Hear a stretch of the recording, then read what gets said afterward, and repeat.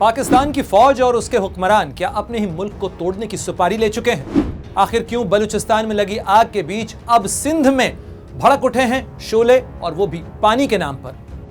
पाकिस्तान के सामने कितना गहरा है पानी का संकट, और आखिर क्यों सिंधु नदी का पानी मोड़कर पंजाब ले जाने के लिए 6 नहरें बनाने जा रहा है पाकिस्तान? पाकिस्तान के लिए यह प्रोजेक्ट कितना बड़ा और कितना घातक हो सकता है? जल्दी से लगाते हैं दूरबीन और देखते हैं इन तमाम सवालों के जवाब। नमस्कार, आपके साथ हूं मैं प्रणय उपाध्याय।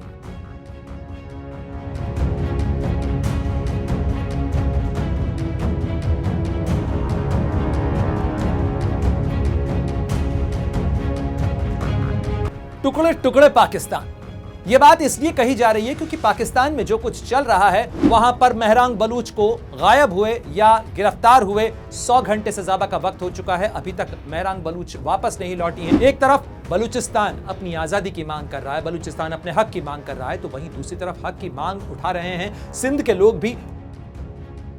पाकिस्तान की हालत यह है कि सिंधु जल नदी के कारण जो सिंधु बेसिन है, उस सिंधु बेसिन का अधिकतर पानी वो बेकार कर चुका है। टुकड़े टुकड़े पाकिस्तान, यह बात इसलिए कही जा रही है क्योंकि पाकिस्तान में जो कुछ चल रहा है उससे तो कम से कम यही जुमला सामने आता है। क्योंकि पाकिस्तान यूं कई सूबों के अंदर बटा हुआ है, लेकिन उसके सूबे किस कदर परेशान हैं कि उनके बीच में अब देश से अलग होने, नाराज होने की जो आवाजें आ रही हैं वो पाकिस्तान के लिए बहुत घातक हैं। और पाकिस्तान के हुक्मरान हैं कि नए के नए फरमान जारी करते चले जा रहे हैं, जिसको लेकर जो वहां की जनता है, खासतौर पर इन सूबों में रहने वाले जो लोग हैं, वो कसमसा रहे हैं। बलूचिस्तान के अंदर क्या हुआ, क्या चल रहा है, वो आप अच्छी तरीके से जानते हैं। उसके लिए भी मैं आपको कुछ तस्वीरें बताता हूं, क्योंकि बीएनपी बलूच नेशनल पार्टी ने लॉन्ग मार्च किया, तो उस लॉन्ग मार्च में यानी उसके नेता अख्तर मेंगल के इस लॉन्ग मार्च के दौरान वहां पर आंसू गैस के गोले छोड़े गए, वहां पर धमाके हुए और यहां तक कि वहां पर आत्मघाती हमला भी हुआ है कुछ देर पहले ही। इसके अलावा वहां पर मेहरांग बलूच को गायब हुए या गिरफ्तार हुए 100 घंटे से ज्यादा का वक्त हो चुका है। अभी तक मेहरांग बलूच वापस नहीं लौटी हैं। उसको लेकर बलूचिस्तान के लोगों में गुस्सा उबल रहा है। वहीं दूसरी तरफ गुस्सा उबल रहा है सिंध के अंदर भी, क्योंकि पाकिस्तान के तमाम एक्सपर्ट्स, पाकिस्तान के कई एनवायरमेंटलिस्ट्स की चिंताओं के बावजूद, पाकिस्तान की कई राजनीतिक दलों की चेतावनी और चिंताओं के बावजूद पाकिस्तान की फौज वहां पर 6 नहरों का नया प्रोजेक्ट लाने जा रही है, जो कि सिंध के अंदर पानी के पहले से चल रहे संकट को और गहरा देगी। तो देखिए तस्वीर क्या है। यह पहली तस्वीर मैं आपको दिखा रहा हूं। यह तस्वीर क्वेटा की है, क्वेटा के पास की है, क्योंकि वहां पर जिस तरीके से धमाके हुए हैं, जिस तरीके से हमले हुए हैं, उसके बाद एक शख्स की लाश को रखकर वहां पर लोग धरने पर बैठे हुए हैं, नाराजगी जता रहे हैं। यह सराइब का इलाका है जहां पर लोग पहुंचे हैं, क्वेटा से भी लोग वहां पर पहुंचे हुए हैं। इसके साथ साथ जैसा मैंने आपसे कहा, बलूच नेशनल पार्टी के बड़े नेता हैं अख्तर मेंगल, जो कि बलूचिस्तान के मुख्यमंत्री भी रह चुके हैं। उनकी रैली के अंदर अब से कुछ देर पहले आत्मघाती धमाका हुआ है। हालांकि उस शख्स को, जो कि वहां पर बारूदी जैकेट पहनकर पहुंचा था, उसे वहां लोगों ने पकड़ने की कोशिश की। उसने रिवॉल्वर निकाला और उसके बाद उसने भागने की कोशिश की, लेकिन जब वो पकड़ा गया तो उसने अपने आप को बम से उड़ा लिया और इस दौरान कुछ लोग घायल भी हुए हैं। और अफरा तफरी का माहौल जो है वो अख्तर मेंगल और उनकी सभा के अंदर है। ये लॉन्ग मार्च वहां पर चल रहा था और लॉन्ग मार्च के बीच ही ये खबर सामने आई है। जाहिर तौर पर बनारी मेंगल, जो कि उनकी बेटी हैं, उनकी तरफ से ये पोस्ट किया गया है, जिसमें कहा गया है कि मेरा दिल अभी भी खौफजदा है अपने पिता को लेकर, क्योंकि अख्तर मेंगल वहां पर मौजूद हैं, उनकी सभा के अंदर रैलियां हो रही। लेकिन एक तरफ बलूचिस्तान अपनी आजादी की मांग कर रहा है, बलूचिस्तान अपने हक की मांग कर रहा है, तो वहीं दूसरी तरफ हक की मांग उठा रहे हैं सिंध के लोग भी। और ये जरा तस्वीर देखिए, ये सिंध के लोगों की रैली है। सिंध के लोग नाराज हैं, सड़कों पर उतर रहे हैं, क्योंकि ये जो ग्रीन पाकिस्तान इनिशिएटिव पाकिस्तान की फौज और पाकिस्तान में सत्तारूढ़ जो पीएमएलएन है उसकी तरफ से शुरू किया गया, उसको लेकर नाराजगी इस कदर है कि सिंध की कई पार्टियां सड़कों पर उतरी हुई हैं। यहां तक कि संसद के भीतर भी ये जो शख्स देख रहे हैं आप, ये जो महिला देख रहे हैं, ये पाकिस्तान की कैबिनेट मंत्री हैं, रह चुकी हैं। ये सांसद है पाकिस्तान की, शेरी रहमान इनका नाम है। पाकिस्तान की जो पीपल्स पार्टी है, पीपीपी, उसकी एक बड़ी और अहम नेता हैं, और वो संसद में खड़े होकर क्या कह रही हैं, जरा सुनिए। हमें ये एश्योरेंस अभी तक क्यों नहीं दे दिया गया कि भाई हम आपके सूबे से बात करके करेंगे? चलिए आपकी बात गलत है, ऐसा कोई मंसूबा नहीं है, तो आपने सीसीआई जो आईनी एक फोरम है इन सारे मसले मसाइल को का हल के लिए, जो हम कहते हैं जमहूरियत का हुस्न है, बलूचिस्तान और सिंध दोनों इस पर शदीद ऑब्जेक्शन कर चुके हैं। अब देखिए चेयरमैन साहब, इसलिए ये नहीं कि हमें कोई ऑब्जेक्शन करने का शौक है। आप पूछिए जिस सूबे से जहाँ नीचे के सारे डेल्टा के इलाके जितने भी हैं वैसे ही कहसाली का शिकार है सालों से। They are drought ridden, often famine ridden, जहाँ लाइफ स्टॉक कुछ नहीं कर सकती, जहाँ कुछ उग नहीं सकता।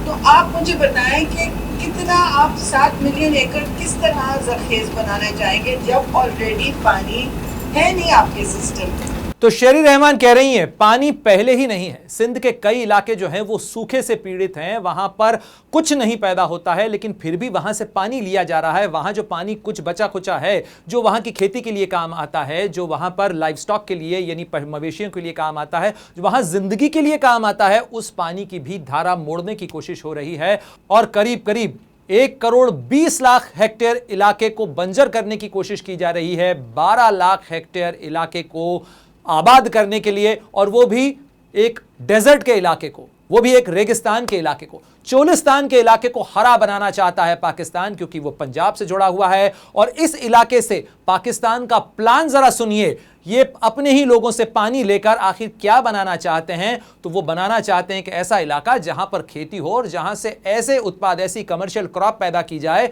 जिसको विदेशों में बेचा जाए और जिससे डॉलर कमाए जा सकें, क्योंकि पाकिस्तान इस समय जो है वो डेट में डूबा हुआ है, यानी कर्ज में डूबा हुआ है, और उस कर्ज को उतारने के लिए यह प्लान बनाया गया है। लेकिन इस प्लान को लेकर नाराजगी इस कदर है कि यहां पर सभी लोग इस चीज को लेकर शिकायत कर रहे हैं। लेकिन जरा यह नक्शा देखिए, यह नक्शा है पाकिस्तान के अंदर और भारत से, जो भारत और पाकिस्तान के बीच सिंधु नदी जल समझौता है, उस समझौते के अंदर जो पानी आता है वो पानी इसी रास्ते से, यानी सिंधु हो, झेलम हो, चनाब हो, रावी हो, सतलज हो, ये तमाम नदियां जो हैं वो आगे जाकर सिंधु नदी के अंदर ही मिलती हैं और उसके बाद वो जो है समंदर में जाती हैं। लेकिन इन नदियों की ये जो पूरी धारा है, इस धारा के अंदर ये जो नीला रंग आप देख रहे हैं, ये सिंधु नदी जल समझौता जब 1960 में हुआ था भारत और पाकिस्तान के बीच में, तो अब ये डिवीजन हुआ था। ये जो हरा एरिया आप देख रहे हैं, ये जो नदी की धाराएं हैं, ये पाकिस्तान के हक में गई थी। जो नीली धाराएं आप देख रहे हैं, रावी है, व्यास है,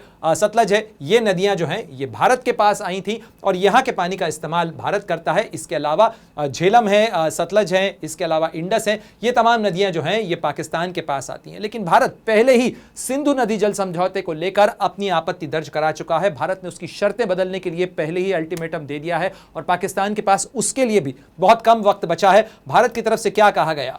भारत की तरफ से कहा गया कि भारत ने परिस्थितियों में कुछ मौलिक और अप्रत्याशित परिवर्तन की वजह से सिंधु जल नदी समझौते के तहत समीक्षा को जरूरी बताया है। साथ ही भारत ने कहा है कि उसके यहां भी आबादी बढ़ रही है, जनसंख्या, पर्यावरण के मुद्दों में बदलाव के कारण सिंधु जल नदी समझौते के अंदर अब सुधार किया जाना चाहिए। साथ ही भारत ने कहा है कि कार्बन उत्सर्जन में कमी के लक्ष्यों को पूरा करने के लिए स्वच्छ ऊर्जा वो पैदा करना चाहता है, उसे पानी की ज़्यादा ज़रूरत है, वो अपना हाइडल पावर स्टेशन बनाना चाहता है, इसलिए अब सिंधु नदी जल समझौते के अंदर बदलाव की ज़रूरत है। और साथ ही भारत ने साफ किया कि सीमा पार से आप आतंकवाद फैला रहे हैं और इसलिए दोनों देशों के रिश्ते अब ऐसे नहीं हैं जिसके अंदर तमाम खराबियों और तमाम खामियों के बावजूद जो पानी की आपूर्ति है वो बरकरार रह सके, क्योंकि ये सिंधु जल नदी समझौता एक ऐसा समझौता रहा है भारत और पाकिस्तान के रिश्तों में जो 1965 की लड़ाई, 1971 की लड़ाई और 1999 में कारगिल के संघर्ष के दौरान भी अप्रभावित रहा। यानी सिंधु जल नदी में समझौते के तहत पानी बहता रहा,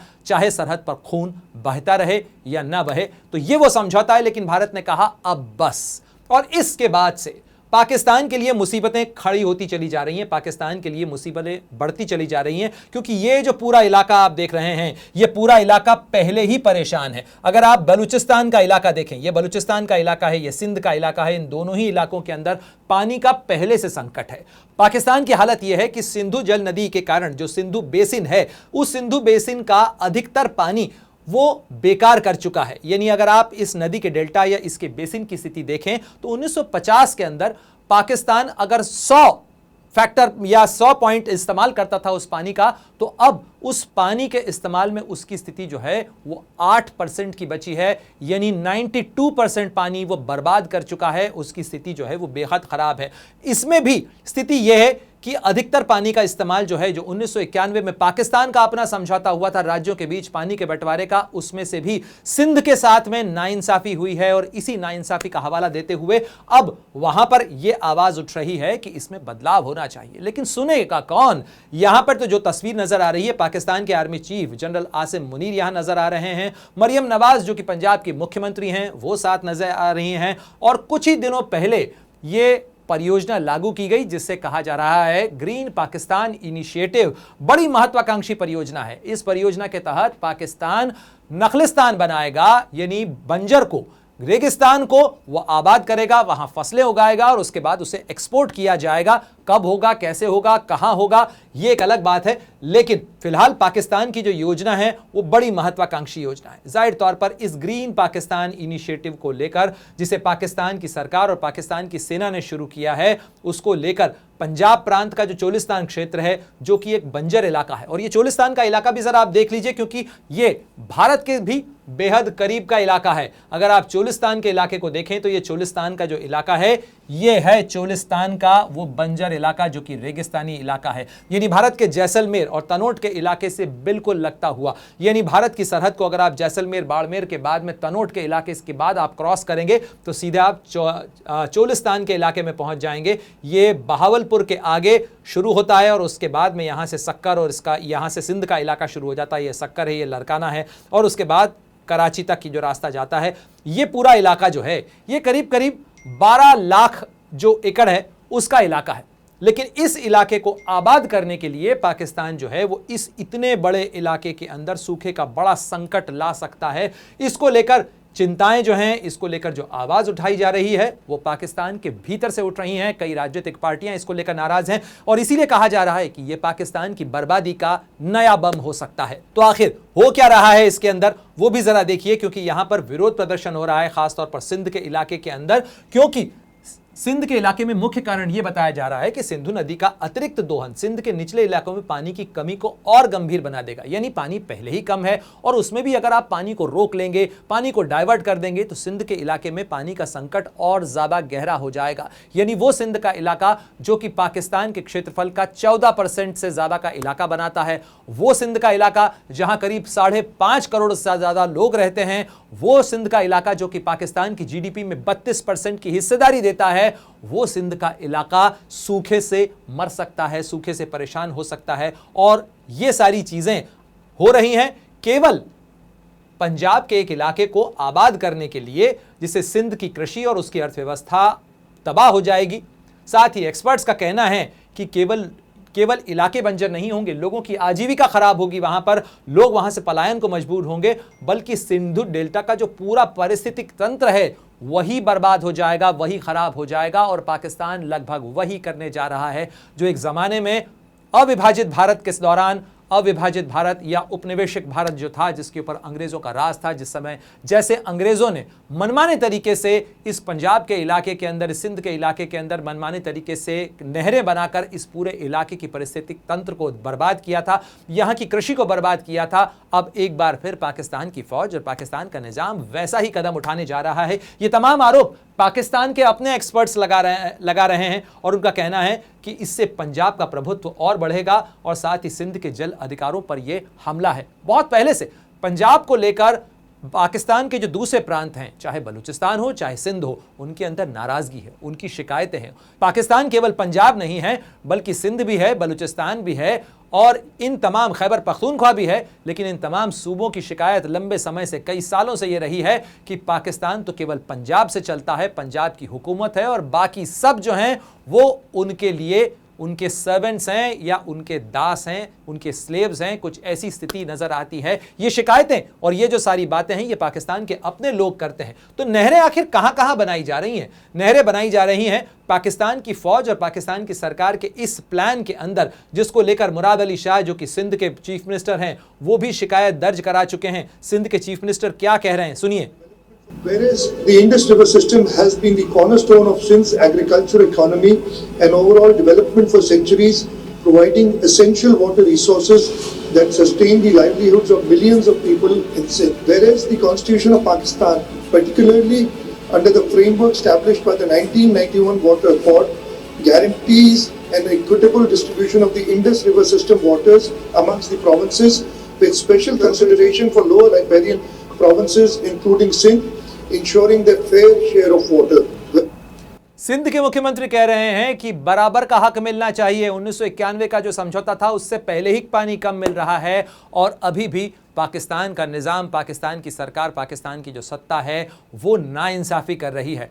याद रखिए, ये वो शख्स हैं मुराद अली शाह जो कि पाकिस्तान की पीपल्स पार्टी के नेता हैं। वो पाकिस्तान की पीपल्स पार्टी जो कि सरकार की समर्थक है, सरकार को समर्थन दे रही है, यानी शहबाज शरीफ की सरकार को समर्थन दे रही है। लेकिन मजबूरी ऐसी फंस गई है कि यहां पर सिंध के इलाके का रिप्रेजेंटेशन करने वाली पार्टी जो है वो भी कसमसा रही है और पाकिस्तान की फौज जो है वो अपनी परियोजना को आगे बढ़ा रही है। कौन कौन सी नहरें बननी है? चोलिस्तान नहर बननी है, ग्रेटर थार नहर बननी है, रायनी नहर बननी है, कच्छी नहर बननी है और इसके साथ साथ एक थार नहर बननी है और चश्मा राइट बैंक नहर बननी है। इसके अलावा कई बराज और डैम भी बनाए जाने हैं इस इलाके के अंदर। यानी पूरा जो वाटर इकोसिस्टम है वो तब्दील हो जाने वाला है इस पूरे इलाके का और इसीलिए ये जो वाटर बम है ये पाकिस्तान को तोड़ सकता है, क्योंकि सिंध के अंदर पहले से अलग सिंधु देश की मांग उठ रही है और सिंधु देश की इस मांग के बीच में ये पाकिस्तान का आज का पानी का हाल है। तो पाकिस्तान में पानी की स्थिति जरा देख लीजिए। ये आज की स्थिति के हिसाब से अगर देखें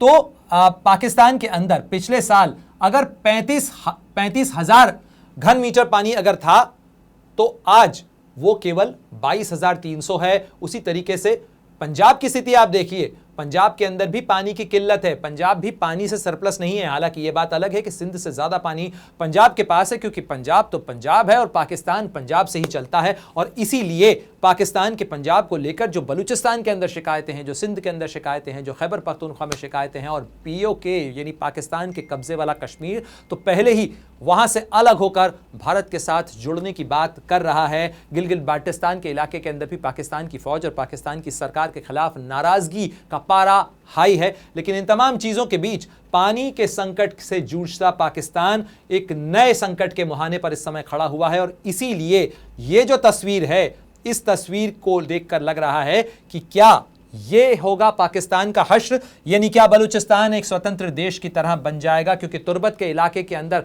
ये रिपोर्ट सामने आ रही है कि बलूचिस्तान के तुर्बत इलाके के अंदर बलूचिस लिबरेशन आर्मी ने उस इलाके को स्वतंत्र घोषित कर दिया है। वहां पर उसका जो है राज कायम हो गया है। हालांकि इन रिपोर्ट्स को लेकर अभी कोई तथ्यात्मक पुष्टि नहीं है, लेकिन ये दावे सोशल मीडिया के जरिए सामने आ रहे हैं। और साथ ही सिंधु देश जो है, जो कि सिंध का इलाका है, वो भी सिंधु देश के तौर पर एक अलग देश की मांग कर रहा है। साथ ही जो खैबर पख्तूनख्वा का इलाका है, जहां पर TTP जो है वो इसे अफगानिस्तान के साथ मिलाने की बात कर रही है और साथ ही यहां पर एक नई सत्ता बनाने की बात कर रही है और साथ ही POK जो कि भारत का हिस्सा है, भारत में देर सवेर शामिल होगा ही। तब ऐसे में क्या पाकिस्तान इतना सा बचेगा या ये भी भारत के पास ही आएगा, ये अभी कहना मुश्किल है। लेकिन 1971 से लेकर अभी तक अगर आप देखें तो पाकिस्तान में ये जो टुकड़ों की इबारत है, यानी पहले पश्चिमी पाकिस्तान जो ये दिख रहा है आपको, इससे अलग हुआ था पूर्वी पाकिस्तान जो अब बांग्लादेश का इलाका है। लेकिन उसके बाद से सिंध, पंजाब, बलूचिस्तान, इन तमाम इलाकों के बीच में जो कसमसाहट है, इनके बीच में जो टकराव है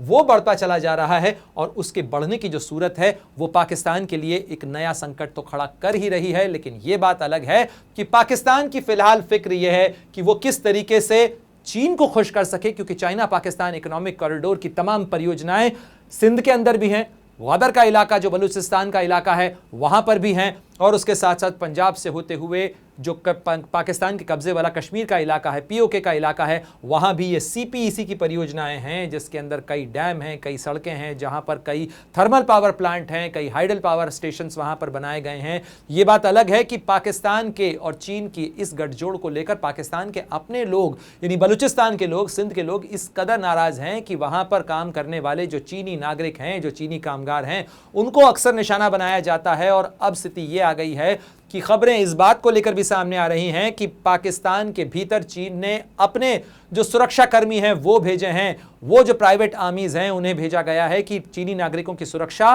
पर अब चीन को भी पाकिस्तान के निजाम, पाकिस्तान की व्यवस्था पर भरोसा नहीं है, बल्कि वो अपने लोग भेजकर अपने नागरिकों की सुरक्षा करवाना चाहता है। और इसको लेकर भी पाकिस्तान के ऊपर पाकिस्तान के लोग ही बहुत सारे सवाल खड़े कर रहे हैं। क्या पाकिस्तान के लिए चीन ज्यादा अहमियत रखता है, अपने लोगों से ज्यादा अहमियत रखता है? क्या चीन को खुश करने के लिए, चीन को संसाधन मुहैया कराने के लिए वो बलूचिस्तान की अनदेखी करता रहेगा? क्या पाकिस्तान पंजाब के लिए सिंध की अनदेखी करता रहेगा? क्या खैबर पख्तूनख्वा को नजरअंदाज करता रहेगा? और अगर ऐसा ही चलता रहा तो कितनी देर तक बच पाएगा पाकिस्तान? कमेंट बॉक्स में हमें जरूर बताइएगा कि पाकिस्तान आखिर क्या कर रहा है, और आखिर क्यों पाकिस्तान के हुक्मरान अपने ही लोगों की नहीं सुनते हैं, या उनकी मजबूरियां कुछ ऐसी फंस चुकी हैं कि अपने ही बनाए जाल में पाकिस्तान इस कदर उलझ चुका है कि अब उसके लिए खड़ा होना और दौड़ना तो दूर, उसके लिए बचे रहना भी मुश्किल हो गया है। आपके कमेंट्स बॉक्स में आने वाली प्रतिक्रियाओं का हमें इंतजार रहेगा। बाकी देश दुनिया की तमाम खबरों के लिए आप जुड़े रहिए अमर उजाला के साथ। अगर आप ये वीडियो YouTube पर देख रहे हैं तो हमारे चैनल को सब्सक्राइब कर बेल आइकन दबाएं, और Facebook पर देख रहे हैं तो हमारे पेज को लाइक करें। 8 मिलियन प्लस सब्सक्राइबर, आपके इस भरोसे के लिए बहुत धन्यवाद।